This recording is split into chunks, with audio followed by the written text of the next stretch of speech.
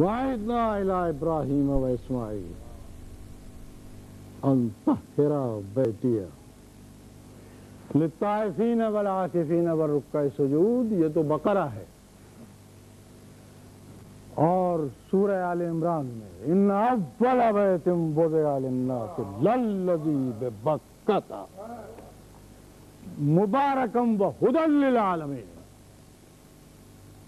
آل عمران، انا بتحقیق، یہ قرآن مجید کا انداز ہے کہ جہاں پر انا تاکید کے لیے اور کبھی قد تاکید کے لیے، کبھی بہت زور دے، شاہانہ کلام، اس سے بڑھ کر کوئی کلام ہی نہیں ہو سکتا۔ نظر انداز بھی وہی ہے کہ جس میں وہ انفیریارٹی کمپلیکس نہ ہو، بلندی کا اظہار۔ ان اول بیت وضع، بتحقیق کے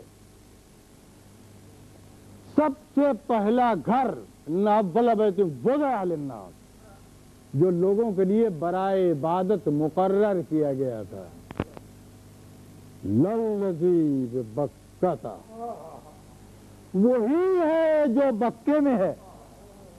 یہ بکہ شام کی زبان ہے، اور جسے ہم مکہ کہتے ہیں۔ لفظ بکہ اور مکہ معنی دونوں کے ایک ہیں، پاپولیشن، آبادی۔ للذی ببکۃ، تو چونکہ آبادی اس سے بہتر حسین اور وقیر نہ تھی، لہذا اس کا نام ہی آبادی رکھ دیا گیا۔ للذی ببکۃ مبارک، وہ بابرکت ہے، وہ ہدی للعالمین، اور ہدایت ہے، ایک کے لیے نہیں، دو کے لیے نہیں، ایک دور کے لیے نہیں، ایک تاریخ کے لیے نہیں، ایک ملک کے لیے نہیں، عالمی، تمام عالموں کے لیے ہدایت قرار دے دیا گیا۔ اب آپ ایک چیز اور بھی ملاحظہ فرمائیں یہاں پر کہ کعبہ تو مکے میں ہے، اور وہ بھی بڑی نشیب کی جگہ ہے۔ جو حج کے لیے گئے ہیں وہ جانتے ہیں، میں بھی مشرف ہو چکا ہوں، نشیب کی جگہ، کہ جو باہر کے حصے ہیں اس سے بھی کعبہ نظر نہیں آتا، لیکن اللہ کہتا ہے کہ سب کے لیے ہدایت ہے، چاہے کوئی اس کو دیکھے یا نہ دیکھے۔ تو معلوم ہوا کہ ہدایت اس بات کی محتاج نہیں ہے کہ اس کے ساتھ ظہور بھی ہو۔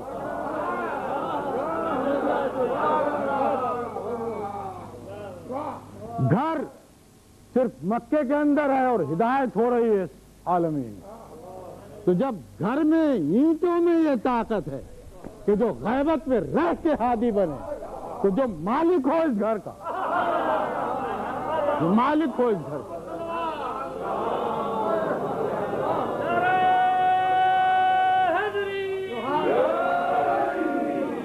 مالک ہو اس گھر کا، وہ کیا غیبت میں رہ کے ہدایت نہیں کرتا؟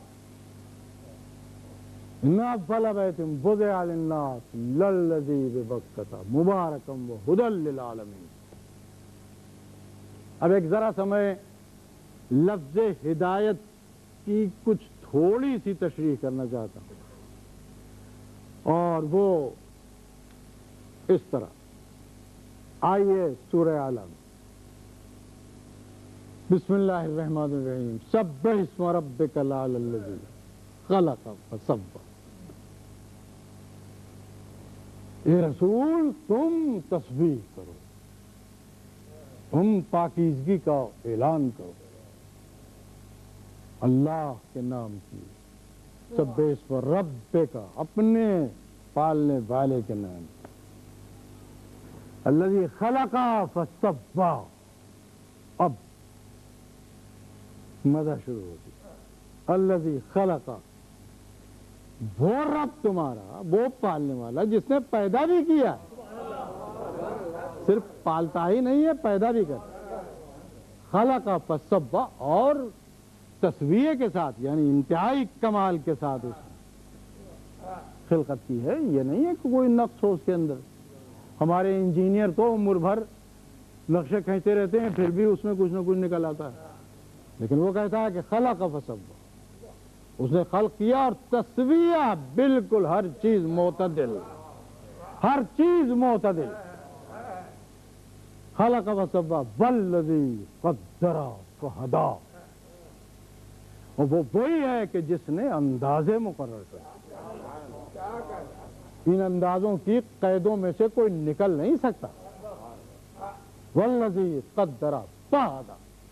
اور اب اس چوتھی منزل پر اور کچھ نہیں کہتا. جب تسویہ، تقدیر، خلقت تینوں منزلیں کامل ہو چکی تو آخر میں چوتھی منزل پر ہدایت آ گئی.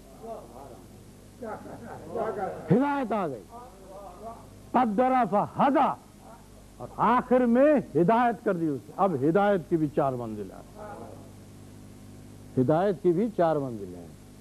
یہ تو عالم تکوین تھا جس سے میں گزر رہا تھا، یہ عالم تخلیق تھا جس سے میں گزر رہا تھا، اور جس کی طرف آیت اشارہ کر رہی تھی کہ الذی خلق فسوی والذی قدر فہدی. اور مجھے ہدایت کے لفظ سے بحث کرنا کہ ہدایت بھی 4 قسموں میں بٹی ہوئی ہے. ایک ہدایت وجدانی ہوتی ہے، ایک امنگ پیدا ہوتی ہے نفس میں. مثلا کوئی شخص پیاسا ہو تو ایک پیاس کی امنگ پہلے پیدا ہوتی ہے. لیکن اگر اسے نہیں معلوم ہے کہ پیاس کس چیز سے بجھتی ہے اور وہ چیز ہے کہاں تو مر جائے گا. تو ہدایت وجدانی ناقص ہے. اس کی اصلاح کے لیے ہدایت حواس دے دی گئی تاکہ جب یہ امنگ ابھرے تو آنکھ دیکھ کے بتائے وہ ہے پانی، ہاتھ یہ دیکھ کے بتائے کہ ٹھنڈا ہے گرم نہیں ہے کہ جل جائے گا ہاتھ، یہ آگ ہے یا پانی. ہدایت حواس. لیکن ہدایت حواس بھی، دوسری ہدایت بھی ناقص ہو جایا کرتی. اگر کوئی بیمار ہو تو کبھی 1 کے 2 نظر آتے ہوں گے، کبھی 2 کے 4 نظر آتے ہیں.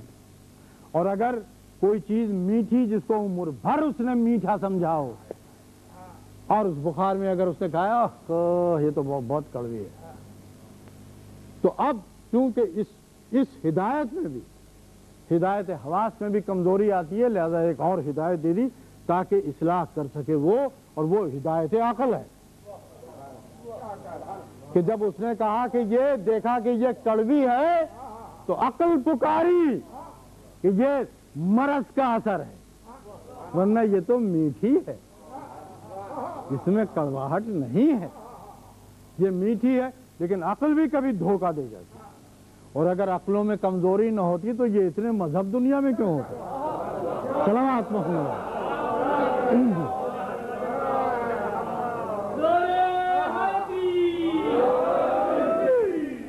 یہ سارے ہی عقل والے کہتے ہیں کہ ہم عقل کے ٹھیکیدار ہیں، لیکن پھر بھی سطح زمین پر لاکھوں قومیں موجود ہیں اور ان گنت خیالات اور رائے موجود. ذرا کوئی رائے دے کے کسی مجمع میں آپ دیکھیں تو کیا ہوتا ہے، تو کتنے سب صاحبان عقول ہیں. تو عقل میں بھی کمزوری آتی، اس لیے اللہ پر یہ فرض تھا کہ کوئی ایسا مصلح بھیج دے کہ جس میں کمزوری نہ ہو.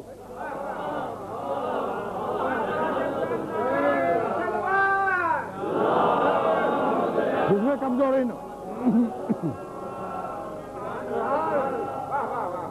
وجدان بھی کمزور، وجدان بھی ضعیف، وجدان بھی ناقص، ہاتھ سے بھی ناقص، ہاتھ سے بھی ناقص، اور اس کے بعد عقل بھی کمزور. اب ضرورت ہے اس بات کی کہ کوئی ایسا ہو، ورنہ یہ تو لامتناہی سلسلہ ہو جائے گا، ختم ہی نہیں ہوگا کبھی، اور یہ ممکن نہیں، کیونکہ اس نے تو ٹھان لی ہے کہ میں ایک مصلح ایسا بھیجوں گا کہ جس میں کوئی غلطی ممکن نہ ہو سکے. لہذا عقل کی کمزوری کو دور کرنے کے لیے رسالت اور نبوت کی ہدایت بھیجی اور امامت کی ہدایت بھیجی. تو اب یہ جو چوتھی ہدایت ہے، اگر اس میں بھی غلطی ہو تو پھر اس کی اصلاح کے لیے اور اس کی اصلاح کے لیے اور اس کی اصلاح کے لیے اور قیامت تک یہ سلسلہ ہوگا اور کبھی کوئی مصلح نہیں آ سکے گا.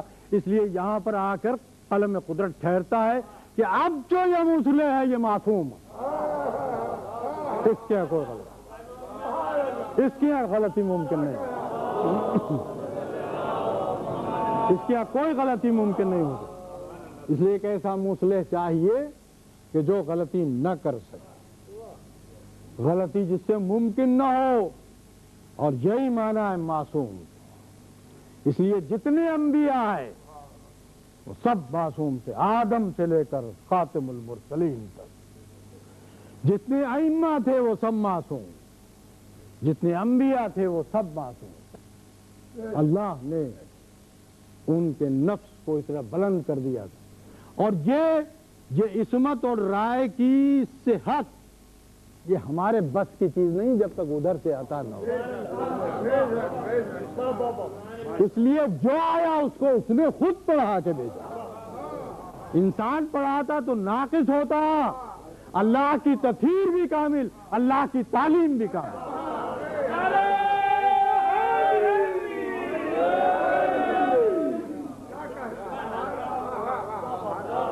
اب ہر موقع پر یہ شہسوار میدان عصمت, یہ ستارہ فلک عصمت, یہ شمس سماء عصمت ہر دور میں رہا. ان من امت الا خلا فیہا نذیر. کوئی امت ایسی نہیں ہے جس میں کوئی نذیر نہ آیا, کوئی نبی نہ آیا ہو, کوئی رسول نہ آیا ہو. اس لیے کہ جب تک کوئی ہدایت کامل ہو کر نہ آئے ہمارے سامنے, اللہ ہم پر عقاب کیسے کرے گا؟ اس لیے ہر دور میں یا نبی ہوگا یا نبی کا جانشین ہوگا یا نبی کا کوئی میسج ایسا واضح ہوگا کہ جس سے کوئی غلطی نہ کر سکے. اس لیے اب ایک چیز میں آپ کے سامنے عرض کروں, بڑی واضح چیز ہے اور روزانہ کی ہے کہ جس سے بھی آپ پوچھیں کہ تم سچے ہو یا جھوٹے ہو, کیا کہے گا وہ؟ بالکل سچے. کبھی عمر میں تصور بھی جھوٹ کا نہیں آیا, چاہے زندگی بھر جھوٹ بولا, لیکن ہم سچے. مثلا ہمارے ہر ملک میں اپنے ملک کو کیا کہوں, بہرحال وہ سیاسی لیڈر ہوتے ہیں اور مختلف قسم کی جماعتیں, جس سے آپ کہیے گا کہ بس یہی جو میرا منشور ہے ٹھیک ہے اور دوسرا غلط. کوئی شخص برداشت نہیں کر سکتا اس بات کو کہ وہ اپنے منشور کو, اپنے راستے کو, اپنی رائے کو غلط, کتنی غلط ہو. بلکہ بعض تو ایسے ضدی ہوتے ہیں کہ جانتے ہیں کہ غلط رائے ہے مگر پھر بھی کہتے ہیں کہ صحیح, پھر بھی کہتے ہیں.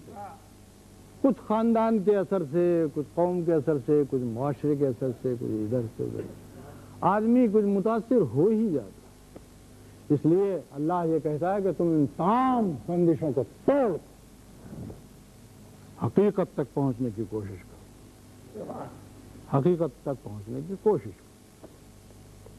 تو اب ہر ایک کہتا ہے کہ میں سچا ہوں.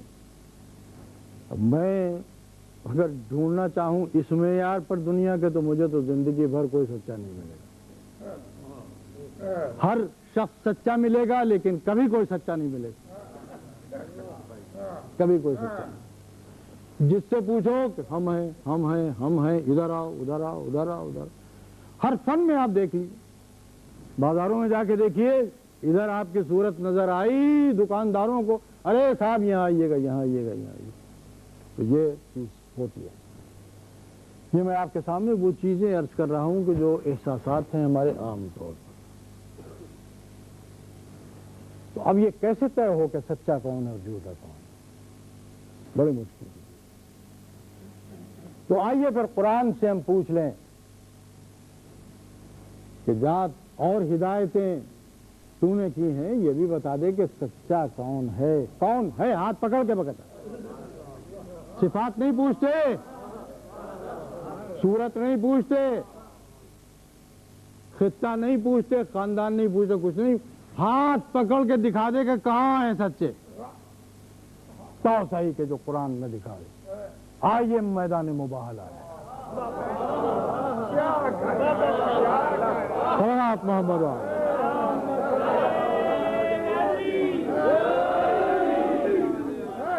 قل تعالوا ندعو أبناءنا وأبناءكم ونساءنا ونساءكم وأنفسنا وأنفسكم ثم نبتهل ونجعل لعنة الله على الكاذبين. صلوات.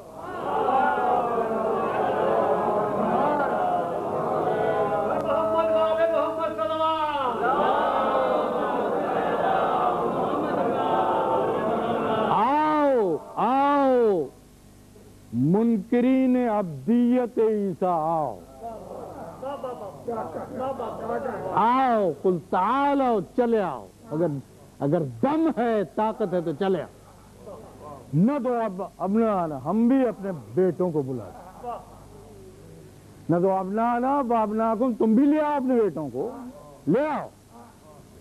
ابنانا وابناکم اپنے بیٹوں کو لے. تم اپنی عورتوں کو لے آؤ ہم اپنی عورتوں کو لے آؤ. یہ ہو گیا. ہم اپنے نفسوں کو بلا لیں. تم اپنے نفسوں کو بلا. ایک بات یاد رکھنا چاہیے کہ بلایا وہ جاتا ہے جو بلانے والے سے الگ ہوتا ہے. خود اپنے آپ کو نہیں بلاتا کہ فلاں بولنے والا جو ہے چلے آؤ. وہ جو الگ ہوگا اس سے بظاہر اسی کو بلا جائے. یعنی دعوت اور بلانا جو ہے وہ بغیر اس کے ممکن نہیں ہے. نہ تو ابنانا وابناکم ونساءنا ونساءکم وانفسنا. تو معلوم ہوا کہ یہاں پر انفسنا سے مراد وہ شخصیت ہے کہ جو بظاہر شخصیت محمد سے الگ ہے, دور ہے کہ وہ شخصیت محمد اس شخصیت کو بلائے گی. صلوات محمد علیہ.